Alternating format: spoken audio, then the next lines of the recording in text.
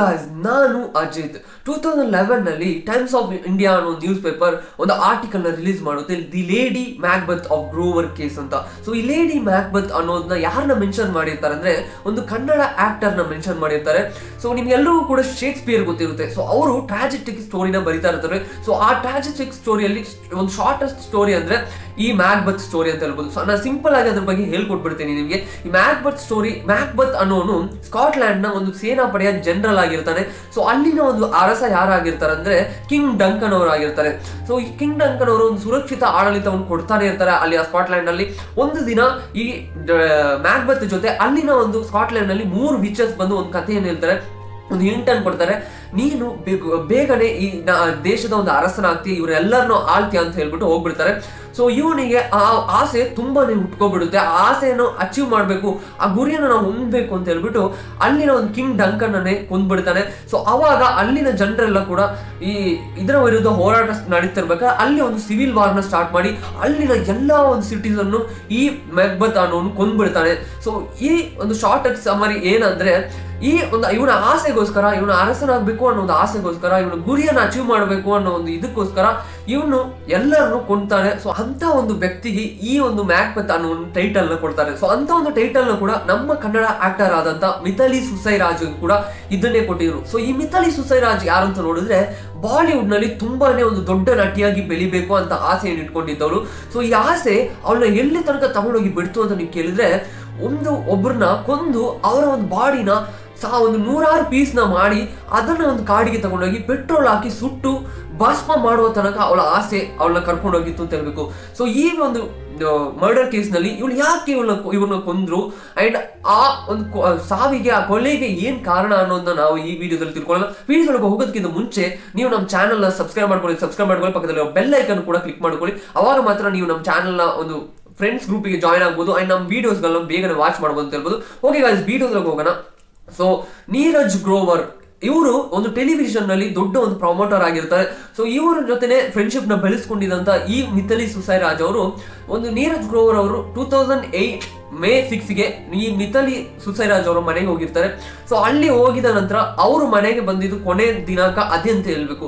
So ಇದನ್ನು ಕಂಡಂತ ಮನೆಯವರೆಲ್ಲರೂ ಕೂಡ ಅಷ್ಟು ಭಯ ಪಟ್ಕೊಂಡು ಈ ಮಿಥಾಲಿ ಸುಸೈರಾಜ್ ಅವರಿಗೆ ಫೋನ್ ಮಾಡ್ತಾರೆ. ನಿಮ್ಮ ಮನೆಗೆ ಅವ್ರು ಕೊನೆಯದಾಗಿ ಬರ್ತೀನಿ ಅಂತ ಹೇಳಿ ಬಂದಿದ್ರು, ಆದ್ರೆ ಇನ್ನೂ ಕೂಡ ನಮ್ಮ ಮನೆಗೆ ರಿಟರ್ನ್ ಬಂದಿಲ್ಲ, 2 ದಿವಸ ಆಯ್ತು ಅಂತ ಕಾಲ್ ಮಾಡ್ತಾರೆ ಅವ್ರ ಮನೆಯಿಂದ. ಇವ್ರು ಮಿಥಾಲಿ ಸುಸೈರಾಜ್ ಅವರು ಏನ್ ಹೇಳ್ತಾರೆ ಅಂದ್ರೆ, ಅವ್ರು ನಮ್ಮ ಮನೆಗೆ ಬಂದೇ ಇಲ್ಲ, ಅವ್ರು ಯಾವಾಗ್ಲೂ ಹೊರಟೋದ್ರು, ಅವ್ರು ಬಂದ ತಕ್ಷಣ ಹೊರಟೋದ್ರು, ಏನೋ ಪಾರ್ಟಿ ಇದೆ ಫ್ರೆಂಡ್ಸ್ ಜೊತೆ ಅಂತ ಹೇಳ್ಬಿಟ್ಟು ಹೋಗ್ಬಿಟ್ರು ಅಂತ ಹೇಳಿ ಕಾಲ್ ಮಾಡ್ತಾರೆ.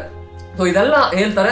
ಸೊ ಇದೆಲ್ಲ ಆದ ನಂತರ ಫ್ರೆಂಡ್ ಕಿರಣ್ ಅನ್ನೋರು, ನೀರಜ್ ನ ಫ್ರೆಂಡ್ ಕಿರಣ್ ಅನ್ನೋರು ಫೋನ್ ಮಾಡ್ತಾರೆ ಮಿಥಾಲಿ ಸುಸೈರಾಜ್ಗೆ. ಸೊ ಅಲ್ಲಿನ ಒಂದು ಅವ್ರ ಫೋನ್ ನ ಅಟೆಂಡ್ ಮಾಡಿದಂತ ವ್ಯಕ್ತಿ ಯಾರು ಅಂತ ನೋಡಿದ್ರೆ ನಮ್ಮ ಮಿಥಾಲಿ ಸುಸೈರಾಜ್ ಅವರಾಗಿರ್ತಾರೆ. ಸೊ ಅವ್ರು ಏನ್ ಹೇಳ್ತಾರೆ ಅಂದ್ರೆ, ಆ ನೀರಜ್ ಅವರು ಫೋನ್ ನ ಇಲ್ಲೇ ಮರ್ತಿಟ್ಟು ಹೋಗ್ಬಿಟ್ರು, ಅವ್ರಿಗೆ ಗೊತ್ತಿಲ್ಲದೆ, ನಾನು ಅದನ್ನ ಇವಾಗ ನೋಡಿದೆ ಅಷ್ಟೇ ಅಂತ ಹೇಳ್ತಾರೆ. ಸೊ ಇದನ್ನು ಕಂಡಂತೆ ಕೇಳಿದಂತ ಅವ್ರ ಫ್ರೆಂಡ್ಸ್ ಆಗಿರ್ಬೋದು, ಫ್ಯಾಮಿಲಿ ಮೆಂಬರ್ಸ್ ಆಗಿರ್ಬೋದು, ಈ ಕೇಸ್ ನಾವಿನ್ನು ಹ್ಯಾಂಡಲ್ ಮಾಡೋದ್ರಲ್ಲಿ ಏನು ಪ್ರಯೋಜನ ಇಲ್ಲ, ಸೊ ಅದರಿಂದ ನಾವು ಪೊಲೀಸ್ಗೆ ಹೋಗಿ ಕಂಪ್ಲೇಂಟ್ ನ ಕೊಟ್ಬಿಡೋಣ ಅಂತ ಹೇಳ್ತಾರೆ. ಸೊ ಪೊಲೀಸ್ ಮಿಥಾಲಿ ಸುಸೈರಾಜ್ ನ ಕಸ್ಟಡಿಗೆ ತಗೋತಾರೆ. ಮಿಥಾಲಿ ಸುಸೈರಾಜ್ ಜೊತೆ ಕೇಳ್ತಾರೆ, ನೀವು ಫಸ್ಟ್ ಆಫ್ ಆಲ್ ಈ ಫೋನ್ ನ ಕಾಲ್ ನ ಅಟೆಂಡ್ ಮಾಡುವಾಗ ನೀವು ಎಲ್ಲಿದ್ರಿ ಅಂತ ಕೇಳ್ತಾರೆ. ಸೊ ಇವ್ರು ಹೇಳ್ತಾರೆ, ನಾನು ಈ ಫೋನ್ ಕಾಲ್ ನ ಅಟೆಂಡ್ ಮಾಡುವಾಗ ನನ್ನ ಫ್ರೆಂಡ್ ಜೊತೆ, ಒಂದು ಜಿತೇಶ್ ಅನ್ನೋ ಫ್ರೆಂಡ್ ಜೊತೆ ಕಾರ್ನ ತಗೊಂಡು ನಾನು ಶಾಪಿಂಗ್ ಹೋಗಿದ್ದೆ. ಸೊ ಅದರಿಂದ ನನಗೆ ಫೋನ್ ಇದ್ದಿದ್ದು ಗೊತ್ತಾಗ್ಲಿಲ್ಲ, ಮನೆಯಲ್ಲೇ ಇತ್ತು, ಆದ್ರೂ ನಾನು ಫೋನ್ ನ ಅಟೆಂಡ್ ಮಾಡಿ ಶಾಪಿಂಗ್ ಹೋಗಿದ್ದೆ ಅಂತ ಹೇಳ್ತಾರೆ. ಸೊ ಈ ಒಂದು ಪಾಯಿಂಟ್ ನಡ್ಕೊಂಡೆ ಕೇಸ್ ನ ಸಾಲ್ವ್ ಮಾಡಿದಂತ ಈ ಪೊಲೀಸರು ಮಿಥಾಲಿ ಸುಸೈರಾಜ್ ನ ಎಲ್ಲಾ ಕಾಲ್ ರೆಕಾರ್ಡಿಂಗ್ಸ್ ನ ತೆಗಿತಾರೆ. ಆ ಕಾಲ್ ರೆಕಾರ್ಡಿಂಗ್ಸ್ ನ ತೆಗಿಬೇಕಾದ್ರೆ ಆ ಒಂದು ಕಾಲ್ ಅಟೆಂಡ್ ಮಾಡಿದಂತ ಕಿರಣ್ ಕುಮಾರ್ ಅವರು ಮಾಡಿದಂತ ಕಾಲ್ ಅಟೆಂಡ್ ಮಾಡಿದ ಲೊಕೇಶನ್ ಎಲ್ಲಿತ್ತಂದ್ರೆ ಮುನ್ನಾರ್ ಅನ್ನೋ ಒಂದು ಕಾಡ್ನಲ್ಲಿತ್ತು, ಮುನ್ನೋರ್ ಕಾಡ್ನಲ್ಲಿತ್ತು. ಸೊ ಮುನ್ನೋರ್ ಕಾಡ್ನಲ್ಲಿ ಎಲ್ಲಿದಂದ್ರೆ ಮುಂಬೈ ಟು ಅಹಮದನಗರ ಹೋಗುವಂತ ದೊಡ್ಡ ಒಂದು ದಟ್ಟವಾದ ಕಾಡು ಅಂತ ಹೇಳ್ಬೋದು. NH8 ನಲ್ಲಿ ಗುರುತಿಸಲಾಗುತ್ತೆ ಈ ಕಾಡನ್ನು ಅಂತ ಹೇಳ್ತಾರೆ. ಸೊ ಹೀಗೆ ಗುರುತಿಸುವಾಗ ಈ ಒಂದು ಕೇಸ್ ನ ಒಂದು ಹಂತವನ್ನು ತಲುಪಿದಂತ ಪೊಲೀಸರು ಇವ್ರನ್ನ ಪ್ರೈಮ್ ಸಸ್ಪೆಕ್ಟ್ ಆಗಿ ಮಾಡ್ತಾರೆ. ಸೊ ಇದರಿಂದ ಕಸ್ಟಡಿಗೆ ತಗೊಂಡಂತ ಈ ಮಿಥಾಲಿ ಸುಸೈರಾಜ್ ನ ಪೊಲೀಸರು ಇನ್ವೆಸ್ಟಿಗೇಟ್ ಮಾಡಕ್ ಸ್ಟಾರ್ಟ್ ಮಾಡ್ತಾರೆ. ಸೊ ಇನ್ವೆಸ್ಟಿಗೇಟ್ ಮಾಡುವಾಗ ಮಿಥಾಲಿ ಸುಸೈರಾಜ್ ಅವರು ಬಾಯ್ ಅಂದ್ಬಿಡ್ತಾರೆ. ಸೊ ಮಿಥಾಲಿ ಸುಸೈರಾಜ್ ಅವರು ಏನ್ ಹೇಳ್ತಾರೆ ಅಂದ್ರೆ, ನನ್ನ ಒಂದು ಹಸ್ಬೆಂಡ್ ನನಗೂ ಮದ್ವೆ ಆಗಕ್ ಆಗ್ತಿತ್ತು, ಸೊ ಇನ್ನೊಂದು 2 months ಅಲ್ಲಿ ಮದ್ವೆ ಆಗ್ಬೇಕಿತ್ತು. ಸೊ ಅವ್ರು ಯಾರ ಜೊತೆ ಮದುವೆ ಮಾಡ್ಕೊಳಕ್ ಹೊರಟಿದ್ರು ಅಂತ ಹೇಳಿದ್ರೆ ಜೋಸೆಫ್ ಮ್ಯಾಥ್ಯೂ ಅನ್ನೋ ಒಂದು ನೇವಿ ಆಫೀಸರ್, ನ್ಯಾವಲ್ ಆಫೀಸರ್, ಇವರು ಕೊಚ್ಚಿನಲ್ಲಿ ವರ್ಕ್ ಮಾಡ್ತಾ ಇದ್ರು. ಸೊ ಇವ್ರ ಜೊತೆ ಮದುವೆ ಆಗ್ಬೇಕಿತ್ತು. ಸೊ ಇದರಿಂದ ಅವರು ಮುಂಬೈಗೆ ಬಂದ ತಕ್ಷಣ ಅವರು ಬಾಲಿವುಡ್ಗೆ ಬೆಳಿಬೇಕು, ನಾನು ದೊಡ್ಡ ನಟಿಯಾಗಿ ಬೆಳಿಬೇಕು ಅಂತ ಒಂದು ಕನಸಲ್ಲಿ ಬರ್ತಾರೆ. ಆದ್ರೆ ಅದಕ್ಕೆ ಆದ ಒಂದು ಪ್ಲಾಟ್ಫಾರ್ಮ್ ಅವ್ರಿಗೆ ಸಿಕ್ಕಿರ್ಲಿಲ್ಲ. ಸೊ ಇದರಿಂದ ಈ ಒಂದು ಫ್ರೆಂಡ್ ಆಗಿ ಈ ನೀರಜ್ ಗ್ರೋವರ್ ಅವ್ರನ್ನು ಪರಿಚಯ ಮಾಡ್ಕೋತಾರೆ. ಸೊ ಅವರ ಮನೆಯಲ್ಲಿ ಇವರು ವಾಸವಾಗಿದ್ರು ಸ್ವಲ್ಪ ದಿನ ಅವ್ರ ಫ್ಲಾಟ್ ಅಲ್ಲಿ, ಯಾಕಂದ್ರೆ ಇವರಿಗೆ ಫ್ಲಾಟ್ ಸಿಗ್ಲಿಲ್ಲ ಅಲ್ಲಿ.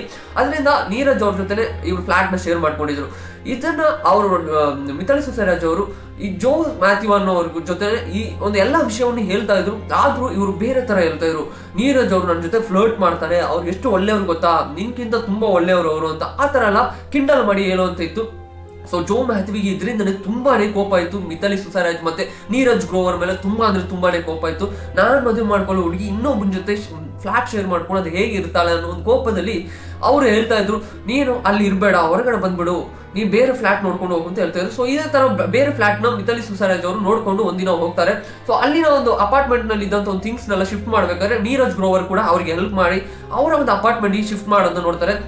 ಸೊ ಈ ತರ ಮಾಡ್ತಾ ಇರ್ಬೇಕಾದ್ರೆ ಅವತ್ತು ಒಂದಿನ ಲೇಟ್ ನೈಟ್ ಆಗುತ್ತೆ. ಸೊ ಆ ಲೇಟ್ ನೈಟ್ ಆದ ನಂತರ ಮಿಥಾಲಿ ಸುಸರಾಜ್ ಅವರು ಆ ನೀರಜ್ ಗ್ರೋವರ್ ಅನ್ನೋರ್ನ ಅಲ್ಲೇ ಸ್ಟೇ ಮಾಡಕ್ ಹೇಳ್ತಾರೆ. ಸೊ ಅವ್ರು ಸ್ಟೇ ಮಾಡ್ತಾರೆ. ಇದನ್ನ ಫೋನ್ ಮಾಡಿ ಜೋ ಮ್ಯಾಥ್ಯೂಗೆ ಹೇಳ್ಬೇಕಾದ್ರೆ ಜೋ ಮ್ಯಾಥ್ಯೂ ತುಂಬಾ ಕೋಪದಿಂದ ಅವನನ್ನ ಅಲ್ಲಿ ಇಟ್ಕೋಬೇಡ, ನೀನ್ ಕಳ್ಸ್ಬಿಡು, ನಂಗೆ ಇಷ್ಟ ಆಗ್ತಾ ಇಲ್ಲ ಅಂತ ಹೇಳ್ಬಿಟ್ಟು ಅವನ್ನ ಕಳ್ಸಕ್ ಹೇಳ್ತಾರೆ. ಬಟ್ ಮಿಥಾಲಿ ಸುಸರಾಜ್ ಅವರು ಆಯ್ತಾಯ್ತು ಕಳಿಸ್ತೀನಿ ಅಂತ ಹೇಳ್ಬಿಟ್ಟು ಸುಮ್ಮನೆ ಅವರ ಜೊತೆ ಸುಳ್ಳೆ ಹೇಳ್ಬಿಟ್ಟು ಅವ್ರನ್ನ ಅಲ್ಲೇ ಸ್ಟೇ ಮಾಡಕ್ ಹೇಳೋ, ಅದೇನು ದೊಡ್ಡ ವಿಷಯ ಅಲ್ಲ ಅಂತ ಹೇಳ್ಬಿಟ್ಟು ಸ್ಟೇ ಮಾಡಿಸ್ಬಿಡ್ತಾರೆ. ಸೊ ಜೋ ಮ್ಯಾಥ್ಯೂ ಅವರು ಏನ್ ಮಾಡ್ತಾರೆ ಅಂದ್ರೆ ಅದೇ ದಿನ ಒಂದು ಫ್ಲೈಟ್ ಅನ್ನು ಹಿಡಿದು ಕೊಚ್ಚಿನಿಂದ ಮುಂಬೈಗೆ ಬರ್ತಾರೆ. ಡೈರೆಕ್ಟ್ ಆಗಿ ಮಾರ್ನಿಂಗ್ ಬಂದು ಬಾಗಿಲನ್ನು ತಟ್ತಾ ಇದ್ದಾರೆ. ಮಿಥಾಲಿ ಸುಸರಾಜ್ ಅವರು ಓಪನ್ ಮಾಡ್ತಾ ಇದ್ದಾರೆ. ಅಂಡ್ ಈ ನೀರಜ್ ಗ್ರೋವರ್ ಅನ್ನೋರು ಚೆನ್ನಾಗಿ ಮಲಗಿದ್ದಾರೆ. ಸೊ ಇದನ್ನು ಕಂಡಂತ ಜೋ ಮ್ಯಾಥ್ಯೂಗೆ ತುಂಬಾನೇ ಒಂದು ಕೋಪ ಬರುತ್ತೆ. ಅವ್ರನ್ನ ಎಳ್ಕೊಂಡು ಬಂದು ನೀರಜ್ ಗ್ರೋವರ್ನ ಅಲ್ಲಿಂದ ಬೆಡ್ರೂಮ್ ಇಂದ ಎಳ್ಕೊಂಡು ಬಂದು ಕಿಚನ್ ಇಲ್ಲಿದ್ದ ಒಂದು ನೈಫ್ ಅನ್ನು ತೆಗೆದು ಅವರಿಗೆ ಚುಚ್ಚಿಬಿಡ್ತಾರೆ. ಸೊ ಈ ತರ ಒಂದು ಕೊಲೆಯನ್ನು ಮಾಡಿದಂತ ಜೋ ಮ್ಯಾಥ್ಯೂಗೆ ತುಂಬಾನೇ ಆತಂಕವಾಗುತ್ತೆ, ಏನ್ ಮಾಡ್ಬೇಕು ಅಂತ ಗೊತ್ತಾಗಲ್ಲ. ಸೊ ಇವ್ರು ಏನ್ ಮಾಡ್ತಾರೆ ಅಂದ್ರೆ ತನ್ನ ಫ್ರೆಂಡ್ಸ್ ಜೊತೆ ಜಿತೇಶ್ ಜೊತೆ ಕಾರ್ನ ಕೇಳಿದಂತ ಹೇಳ್ಬಿಟ್ಟು ಪೊಲೀಸ್ ಜೊತೆ ಅವರ ಒಂದು ಫ್ರೆಂಡ್ ಕಿರಣ್ ಅನ್ನೋರ ಜೊತೆ ಕಾರನ್ನು ಕೇಳ್ಕೊಂಡು ಆ ಬಾಡಿಯನ್ನು ಫುಲ್ ಆಗಿ ಡಿಸ್ಪೋಸ್ ಮಾಡ್ತಾರೆ, ಕಟ್ ಮಾಡ್ತಾರೆ, 100 ಪೀಸ್ಗಳಾಗಿ ಮಾಡ್ತಾರೆ. ಅಲ್ಲಿನ ಒಂದು ಯಾವುದೇ ಆ ರೂಮಲ್ಲಿ ಸ್ಮೆಲ್ ಬರಬಾರ್ದು ಅಂತ ಹೇಳ್ಬಿಟ್ಟು, ಆ ಬ್ಲಡ್ ನ ಸ್ಮೆಲ್ ಬರಬಾರ್ದು ಅಂತ ಹೇಳ್ಬಿಟ್ಟು ಅಲ್ಲಿ ಎಲ್ಲ ಕೂಡ ಏರ್ ಫ್ರೆಶ್ನರ್ನ ಹೊಡೆಯೋದಾಗ್ಲಿ ಮನೆಯನ್ನು ಫುಲ್ ಆಗಿ ಕ್ಲೀನ್ ಆಗಿ ಮಾಡ್ಬಿಡ್ತಾರೆ. ಸೊ ಇದೆಲ್ಲ ಆದ ನಂತರ ಆ ಬಾಡಿಯನ್ನು ಪಾಲಿಥೀನ್ ಕವರ್ ನಲ್ಲಿ ಪೀಸ್ ಆಗಿ ಮಾಡಿ ಕಟ್ಟಿ ಹಾಕ್ತಾರೆ. ಸೊ ಕಟ್ಟಿದ ಆ ಒಂದು ಬಾಡಿ ಪೀಸಸ್ಗಳೆಲ್ಲ ಕಿರಣ್ ಅನ್ನೋರ ಒಂದು ಕಾರಲ್ಲಿ ಶಿಫ್ಟ್ ಮಾಡಿ ಮೂನೋರ್ ಅನ್ನೋ ಒಂದು ಕಾಡಿನಲ್ಲಿ ಹೋಗಿ ಪೆಟ್ರೋಲ್ ಹಾಕ್ಬಿಟ್ಟು ಹೋಗೋ ದಾರಿಯಲ್ಲಿ 2 ಲೀಟರ್ ಪೆಟ್ರೋಲ್ ಇಟ್ಕೊಂಡು ಹೋಗಿ ಆ ಒಂದು ಬಾಡಿಯನ್ನು ಚೆನ್ನಾಗಿ ಡಿಸ್ಪೋಸ್ ಮಾಡಿ ಅಲ್ಲಿನ ಎಲ್ಲಾ ಮೂನೋರ್ ಕಾಡಿನಲ್ಲಿ ಎಲ್ಲಾ ಬಾಡಿಯನ್ನು ಹಾಕಿ ಪೆಟ್ರೋಲ್ ಹಾಕಿ ಸುಟ್ಬಿಡ್ತಾರೆ. ಸೊ ಇದೆಲ್ಲ ಆದ ನಂತರ ಪೊಲೀಸ್ನ ಒಂದು ಮೈನ್ ಇನ್ವೆಸ್ಟಿಗೇಷನ್ ಈ ಮೂನೋರ್ ಕಾಡಿಗೆ ಹೋಗಿ ನೋಡ್ತಾರೆ. ಅಲ್ಲಿನ ಒಂದು DNA ರಿಪೋರ್ಟ್ ಇಂದ ಇವ್ರನ್ನ ಕೊಲೆ ಮಾಡಿದ್ದಾರೆ ಅಂತ ಖಂಡಿತವಾಗ್ಲೂ ಗೊತ್ತಾಗುತ್ತೆ. ಸೊ ಇದು ಕೋರ್ಟಿಗೆ ಕೇಸ್ ಆದ ನಂತರ ಈ ಒಂದು ಕೇಸ್ ಹೇಗೆ ಹೋಗುತ್ತೆ ಅಂದ್ರೆ ಪ್ಲಾನ್ಡ್ ಮರ್ಡರ್ ಅಂತ ಹೇಳ್ಬಿಟ್ಟು ಕೇಸ್ ಹಾಕ್ತಾರೆ. ಬಟ್ ಸ್ವಲ್ಪ ದಿನಗಳ ನಂತರ, ಒಂದು ಸ್ವಲ್ಪ ವರ್ಷಗಳ ನಂತರ ಈ ಕೇಸ್ ಹೊರಗಡೆ ಬಂದಾಗ ಗೊತ್ತಾಗುತ್ತೆ ಇದು ಪ್ಲಾನ್ಡ್ ಮರ್ಡರ್ ಆಗಿರ್ಲಿಲ್ಲ. ಯಾಕಂದ್ರೆ ಪ್ಲಾನ್ ಮರ್ಡರ್ ಆಗಿದ್ರೆ ಜೋ ಮ್ಯಾಥ್ಯೂ ಅನ್ನೋರು ಕೊಚ್ಚಿನಿಂದ ಬರುವಾಗಲೇ ಏನಾದ್ರು ಒಂದು ವೆಪನ್ ಅವನ್ನ ಕೊಲ್ಲಕ್ಕೆ ತರ್ತಾ ಇದ್ರು. ಬಟ್ ಅವ್ರು ಹಾಗೆ ಮಾಡಿಲ್ಲ. ಕಿಚನ್ ಅಲ್ಲಿ ಇದ್ದಂತ ನೈಫ್ ನ ತಗೊಂಡೋಗಿ ಕೋಪದಿಂದ ಅವ್ರನ್ನ ಚುಚ್ಚಿಕೊಂಡಿದ್ರು. ಅದೇ ತರ ಈ ಮಿಥಾಲಿ ಸುಸರಾಜ್ ಅವರಿಗೆ ಯಾವಾಗ್ಲೂ ಅವ್ರು ಓಡಿರ್ಬೋದಿತ್ತು. ಈ ಕೊಲೆಯನ್ನ ಮಾಡಿದ ತಕ್ಷಣ ಅವರು ಆ ಜೋ ಮ್ಯಾಥ್ಯೂ ಮೇಲೆ ಹಾಕ್ಬಿಟ್ಟು ಯಾವಾಗ್ಲೂ ಓಡೋಗ್ಬೋದಿತ್ತು. ಬಟ್ ಅವ್ರು ಹಾಗೆ ಮಾಡಿಲ್ಲ. ಅವರು ಆ ಕ್ಲಿಯರ್ ಎವಿಡೆನ್ಸ್ ನ ಕ್ಲಿಯರ್ ಮಾಡಕ್ಕೆ ಟ್ರೈ ಮಾಡ್ತಾ ಇದ್ರು. ಸೊ ಇದನ್ನ ಅರ್ಥ ಒಂದು ಕೋರ್ಟ್ ತುಂಬಾ ವರ್ಷಗಳ ನಂತರ ಈ ಒಂದು ಕೇಸ್ ನ ಸಾಲ್ವ್ ಮಾಡುತ್ತೆ, ಅವರಿಗೆ ಒಂದು ತಕ್ಕ ಒಂದು ಶಿಕ್ಷೆಯನ್ನು ಕೂಡ ವಿಧಿಸುತ್ತೆ ಅಂತ ಹೇಳ್ಬೇಕು. ಮಿಥಾಲಿ ಸುಸರಾಜ್ಗೆ ಡಿಸ್ಟಿಂಗ್ವಿಶ್ ಆಫ್ ಕ್ಲಿಯರ್ ಎವಿಡೆನ್ಸ್ ಅಂತ ಹೇಳ್ಬಿಟ್ಟು ಅವರಿಗೆ ಒಂದು 3 ವರ್ಷಗಳ ಕಾಲ ಒಂದು ಶಿಕ್ಷೆಯನ್ನು ವಿಧಿಸುತ್ತದೆ. ಸೊ ಅವ್ರು 3 ವರ್ಷಗಳ ಕಾಲ ಆಲ್ರೆಡಿ ಆ ಕಸ್ಟಡಿಯಲ್ಲಿ ಇದ್ದ ಕಾರಣ ಜೈಲಲ್ಲೇ ಇದ್ರು. 3 ವರ್ಷಗಳ ಕಾಲ ಅವ್ರು ಹೊರಗಡೆ ಬಂದ್ಬಿಡುತ್ತಾರೆ. ಸೊ ಇನ್ನು 10 ವರ್ಷಗಳ ಕಾಲ ಜೋ ಮ್ಯಾಥ್ಯೂಗೆ ಒಂದು ಶಿಕ್ಷೆಯನ್ನು ವಿಧಿಸ್ತಾರೆ. ಸೊ 3 ವರ್ಷಗಳ ಕಾಲ ಕಳೆದೋಗಿದ್ರಿಂದ 7 ವರ್ಷಗಳ ಕಾಲ ಅವರು ಆ ಜೈಲು ವಾಸವನ್ನು ಮಾಡಬೇಕಾಗಿರುತ್ತದೆ. ಸೊ ಈ ಒಂದು ಸ್ಟೋರಿಯಲ್ಲಿ ಮ್ಯಾಕ್ಬೆತ್ ಅನ್ನೋ ಒಂದು ಆ ಟೈಟಲ್ ನ ಎಷ್ಟು ಕ್ಲಿಯರ್ ಆಗಿ ಸೂಟಬಲ್ ಮಾಡಿದಾರೆ ಅಂದ್ರೆ ತನ್ನ ಆಸೆಗೋಸ್ಕರ ಯಾರನ್ನು ಕೂಡ ಬಲಿಯನ್ನು ತೆಗೆದುಕೊಳ್ಳೋದಾಗ್ಲಿ, ಯಾರನ್ನು ಕೂಡ ಮೋಸ ಮಾಡೋದಾಗ್ಲಿ, ತನ್ನ ಆಸೆಯನ್ನು ನೆರವೇರಿಸಿಕೊಡ್ಬೇಕು ಅಂತ ಹೇಳೋದಕ್ಕೋಸ್ಕರ ಏನ್ ಬೇಕಾದ್ರೂ ಮಾಡೋರ್ಗೋಸ್ಕರ ಈ ಟೈಟಲ್ ಮ್ಯಾಕ್ಬೆತ್ ಅನ್ನೋ ಒಂದು ಟೈಟಲ್ ನ ಶೇಕ್ಸ್ಪಿಯರ್ ಅವರು ಕೊಡುಗೆಯಾಗಿ ಕೊಟ್ಟು ಹೋಗಿದ್ದಾರೆ ಅಂತ ನಾನು ಈ ಸ್ಟೋರಿಯಲ್ಲಿ ಅಂತ. ಈ ಸ್ಟೋರಿ ನಿಮ್ಗೆ ಇಷ್ಟ ಆಗಿದ್ರೆ ಎಲ್ಲರ ಜೊತೆ ಶೇರ್ ಮಾಡಿ ಅಂಡ್ ನನಗೆ ಸಪೋರ್ಟ್ ಮಾಡ್ತೇನೆ ಅಂತ ಖಂಡಿತವಾಗಿ ಅನ್ಕೊಂಡಿದ್ದೀನಿ. ಅಂಡ್ ಮುಂದಿನ ವಿಡಿಯೋದಲ್ಲಿ ಸಿಗೋ ತನಕ ಎಲ್ಲರೂ ಮನೆಯಲ್ಲಿ ಸೇಫ್ ಆಗಿರಿ. Take care of health until it's me Ajith. Take care of health. But like bye bye.